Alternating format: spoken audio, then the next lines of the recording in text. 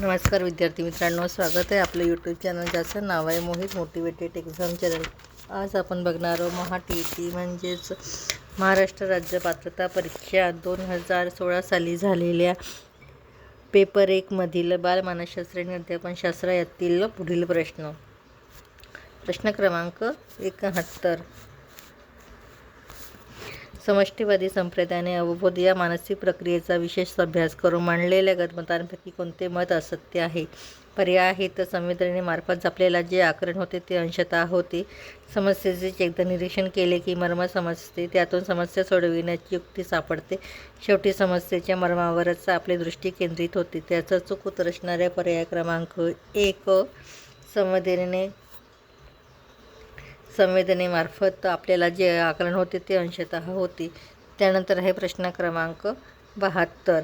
आपण पाहिलेल्या एखाद्या क्रिकेटचा सामना मनपटलावर जसा तसा साकार होतो तेव्हा मनःशास्त्राच्या भाषेत त्याला पुढीलपैकी कोणती कल्पना असे म्हणतात? इथे आपल्याला कल्पनाचे प्रकार विचारलेला आहे. पर्याय दिले आहेत. व्यावहारिक कल्पना, स्वैरकल्पना, पुनरुत्पादित कल्पना, सौंदर्यनिष्ठ कल्पना. त्याचा चूक उत्तर असणारे पर्याय क्रमांक 3 पुनरुत्पादित कल्पना. त्यानंतर आहे प्रश्न क्रमांक 33. आकृत्यांसंबंधी चित्रमय कोडी सोडविता येणे, पाहिलेल्या रचना आकाराचे मनात चित्र तयार करता येणे, एखादी वस्तू समोर नसताना तिच्या झालेल्या अवबोधाची प्रक्रिया करता येणे, तिच्यात बदल करून नवीन काय होईल हे डोळ्यासमोर आणता येणे, ही सर्व खालीलपैकी कोणत्या बुद्धिमत्तेची लक्षणे आहेत? पर्याय दिले आहेत. तर्कनिष्ठ गणितीय बुद्धिमत्ता, वैयक्तिक बुद्धिमत्ता, शारीरिक गतिशील बुद्धिमत्ता, अवकाशकालीन बुद्धिमत्ता. याचं अचूक उत्तर असणाऱ्या पर्याय क्रमांक 1 तर्कनिष्ठ गणितीय बुद्धिमत्ता. त्यानंतर आहे प्रश्न क्रमांक 74. अध्ययन करताना विद्यार्थ्याचे पूर्वज्ञान जागृत करून नवीन ज्ञानाविषयी जिज्ञासा निर्माण केल्यास त्याचे अध्ययन सुकर होईल असे थॉर्नडाईकने मांडलेल्या अध्ययनाच्या पुढील कोणत्या नियमानुसार साध्य होते? पर्याय दिले आहे. सज्जतेचा नियम, पुनरावृत्तीचा नियम, परिणामाचा नियम, परागतीचा नियम. त्याचा चूक उत्तर असणारा पर्याय क्रमांक 2 पुनरावृत्तीचा नियम. त्यानंतर आहे प्रश्न क्रमांक 75. अध्ययन उपपत्तीच्या सहचार्यवादी उपपत्ती या वर्गात खालीलपैकी कोणत्या उपपत्तीचा समावेश होतो? पर्याय दिले आहे. उपपत्त्या दिल्या आहेत. थॉर्नडाईकची सहसंबंध उपपत्ती, पॅव्लोवची अभिजात अभिसंधान उपपत्ती, ब्रुनरची ज्ञानात्मक उपपत्ती, स्किनरची साधक अभिसंधान उपपत्ती. पर्याय दिले आहेत. अ, ब आणि क फक्त, अ, ब, क आणि ड फक्त, अ, ब आणि ड फक्त, अ, ब, क, ड सर्व. त्याचा चूक उत्तर असणाऱ्या पर्याय क्रमांक 3 अ, ब आणि ड फक्त. त्यानंतर प्रश्न क्रमांक 76. खालील दिलेल्या प्रेरणा व त्यातील घटक याचा योग्य जोड्यांचा क्रम कोणता? एकीकडे आपल्याला प्रेरणा दिली आहे, दुसरीकडे त्याचे घटक दिले आहेत. शारीरिक प्रेरणा, भूक, व्यक्तिगत प्रेरणा, स्थैर्य, सहवासाची प्रेरणा, समाज मान्यता, प्रतिष्ठा प्रेरणा, स्थैर्य, अभिव्यक्ती प्रेरणा, अभिरुची. तर पर्याय आहेत. अ चा 3, ब चा 2, क चा 4, प चा 1, अ चा 1, ब चे 3, क चे 2, ड चा 4.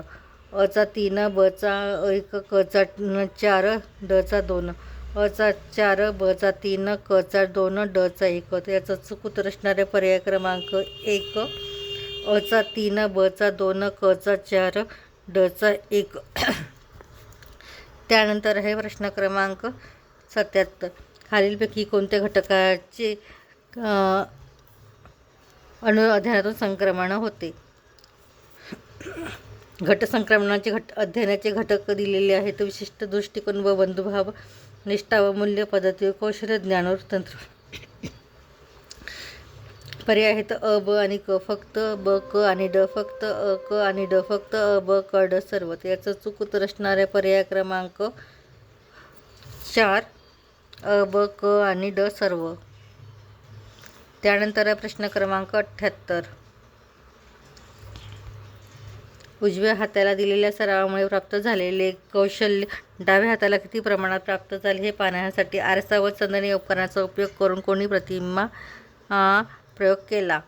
C.H. डड, डॉक्टर गोपालस्वामी थॉर्नडाईक बॅगली. त्याचं चूक उत्तर असणारा पर्याय क्रमांक 2 डॉक्टर गोपालस्वामी. यांची ही चांदणी चांदणीचा प्रयोग प्रसिद्ध आहे. त्यानंतर आहे प्रश्न क्रमांक 79. ज्ञानप्रक्रिया क्रम त्याची त्यांची योग्य क्रमाने जोड्या जोडवा. एकीकडे ज्ञान प्रक्रिया प्रतिमाने दिली आहे, दुसरीकडे त्याची प्रणेता म्हणजे त्या कोणी बनवलेले शास्त्रज्ञाचे नाव दिलेले आहे. उद्गामक विचार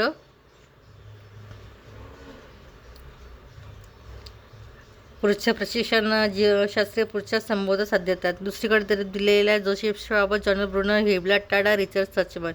त्याचा चूक उत्तर असणारे पर्याय क्रमांक 3 अचा 1 जोसेफ श्वाब. उद्गामक विचार जोसेफ श्वाब, पुढच्या प्रतिमाने रिचर्ड सचमन.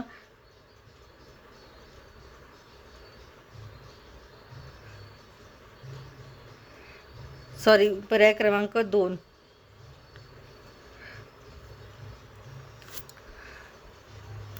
याचं उत्तर असणार आहे पर्याय क्रमांक 2 उद्गामी विचार हिजला डाबा, पुढच्या परिणामी रिचर्ड सचमन, जीवशास्त्रीय परिणामे जोसेफ आणि संबोध संवाद आहे जोरेम बुर्नर. त्यानंतर आहे प्रश्न क्रमांक 80. खालीलपैकी कोणते निरीक्षण पद्धतीची वैशिष्ट्ये आहे? निरीक्षण पद्धतीची वैशिष्ट्य कोणते आहे ते खालील विधानावरून दिलेले आहे, त्यातून आपल्याला काढायचे आहेत. विधान आहे तर निरीक्षण प्रक्रिया कृत्रिम परिस्थितीत करता येते. निरीक्षणाच्या 2 नोंदी अनेक प्रकारे करता येतात. निरीक्षणासाठी सुधारित साधनांचा वापर करणे शक्य असते. या पद्धतीने मानव व प्राणी यांची सामाजिक अभ्यासता करता येते. पर्याय दिले आहेत अ, ब, क आणि ड फक्त, अ क आणि ड फक्त, ब आणि ड फक्त, अ ब क ड सर्व. त्याचं चूक उत्तर असणारे पर्याय क्रमांक 4 अ ब आणि क आणि ड सर्व. व्हिडिओ आवडल्यास लाईक करा, शेअर करा, सबस्क्राईब करा आणि असेच नवीन व्हिडिओ पाहण्यासाठी चॅनलला सबस्क्राईब करा.